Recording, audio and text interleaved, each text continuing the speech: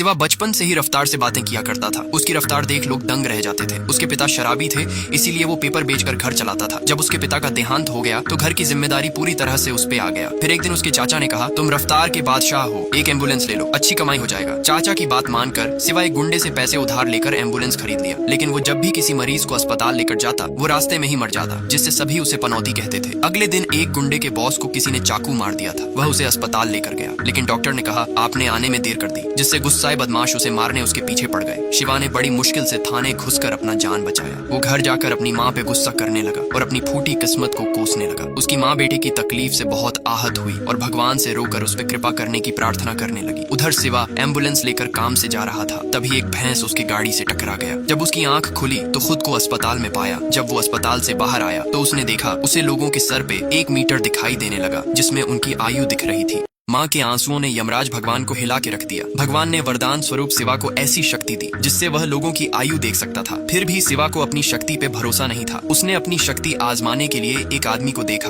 जो 7 मिनट में मरने वाला था। शिवा ने कहा, तुम्हारे जान को खतरा है, थोड़ा संभल कर रहो। लेकिन आदमी ने उसकी बात का विश्वास नहीं किया और गटर में डूब कर मर गया। फिर शिवा अस्पताल गया, जहाँ एक घायल लड़के को लाया गया। उसने देखा उसकी आयु 82 साल है। तभी डॉक्टर ने कहा, आपके बेटे का ऑपरेशन करना होगा, लेकिन बचने का चांस सिर्फ 5% है। तभी शिवा ने कहा, आप टेंशन नहीं लीजिए, आपके बेटे की आयु 82 साल है, उसे कुछ नहीं होगा। जब ऑपरेशन हुआ तो डॉक्टर ने कहा, आपका बेटा अब खतरे से बाहर है। अब शिवा को समझ में आ गया था वो किसी को बचा नहीं सकता, लेकिन वो अपनी शक्ति से पैसा कमा सकता है। उसने एक नेता को देखा जो जोरों शोरों से इलेक्शन की तैयारी में लगा था, लेकिन उसे नहीं पता था कि वो सिर्फ 7 दिन में मरने वाला था। शिवा उस नेता के विरोधी से मिलकर कहा, मैं तुम्हारे दुश्मन को 7 दिन में मार दूंगा, मुझे इस काम के लिए 1 लाख चाहिए। जब 7 दिन हुआ तो नेता खुद मर गया, लेकिन शिवा ने ऐसे एक्टिंग किया कि उसने ही उसे मारा है। अब शिवा सीनू नाम के गुंडे के पास जाकर कहता है, मैं अंडरवर्ल्ड का खास आदमी हूँ, मुझे 1 करोड़ दो तो मैं तुम्हारा दुश्मन शक्ति दादा को टपका दूंगा। शीनू उसे पैसे दे देता है, लेकिन साथ ही अपना एक आदमी को शिवा पर नजर रखने को भेज दिया ताकि उसे पता चल जाए कि वो इतने बड़े लोगों की हत्या कैसे करता है। जब ये बात शिवा को पता चला तो वो जानबूझकर काला जादू का नाटक करने लगा ताकि उस बदमाश को लगे कि वह लोगों को काला जादू करके मारता है। उधर शक्ति दादा होटल में अय्याशी कर रहा था, तभी उसकी गर्लफ्रेंड ने शक्ति दादा को मटन खिला दिया। शराब के नशे में धुत मटन की हड्डी उसके गले में फंस गया, जिससे खून की उल्टी करके वो मारा गया। अगले दिन श्रद्धांजलि के लिए शिवा एक माला उसकी अर्थी पे डालने आया, जिससे सीनू को भी उस पे पूरी तरह विश्वास हो गया। अगले दिन शिवा का दोस्त ने कहा कि शहर से दूर एक अस्पताल में ब्लड पहुंचाना है, समय बहुत कम है। शिवा भी उसकी बात मानकर एक सहयोगी के साथ शहर की ओर निकल गया। उसकी रफ्तार देखकर सहयोगी का हवा टाइट हो गया। वह समय पर ब्लड पहुंचा दिया, लेकिन इस दौरान उसकी गाड़ी खराब हो गई। वह पास के यमराज जी मंदिर में पहुंचा, जहाँ तिलक लगाते समय पुजारी जी को आभास हुआ कि जरूर इस पर यमराज जी का कृपा है।